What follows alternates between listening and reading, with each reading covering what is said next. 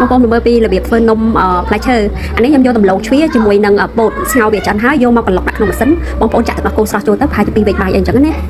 នំនេះឆ្ងាញ់ណាស់បងប្អូនធ្វើឲ្យកូនញ៉ាំអត់ប៉ះពាល់ដល់សុខភាពទេអត់ឈឺកអត់ក្តៅខ្លួនហើយវាល្អសម្រាប់សុខភាពបន្ទាប់ពីយើងកន្លុកម៉ត់ហើយបងប្អូនយកមកលាយជាមួយម្សៅមកចាលាយជាមួយនឹងម្សៅខ្សាយចាបងប្អូនលាយហើយលាយវាសពបន្ទាប់ពីបានសពអញ្ចឹងហើយបងប្អូនកុំភ្លេចដាក់ស្ករសនិងពងមាន់ចូលផងព្រោះខ្ញុំអត់បានថតរួចហើយបងប្អូនអាចលាបប័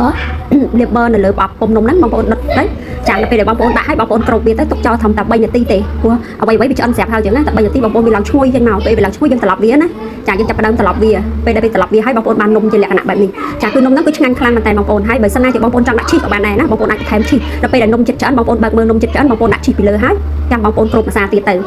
តែអានេះខ្ញុំអត់បានដាក់ឈីសទេដោយសារតែខ្ញុំចាក់ពេញអញ្ចឹងយើងដាក់ឈីសទៅវាកើតចាអញ្ចឹងវីដេអូនេះបើសិនណាជាបងប្អូនគិតថាធ្វើអញ្ចឹងទៅល្អបងប្អូនកុំភ្លេចជួយ share ផងហើយគឺវាល្អសម្រាប់ក្មេងៗដែលចូលចិត្តញ៉ាំពោតញ៉ាំដលងញ៉ាំបន្លែអីអញ្ចឹងគឺនំមួយប្រភេទនេះគឺយើងអាចធ្វើបានគ្រប់មុខមិនថាបន្លែផ្លែឈើ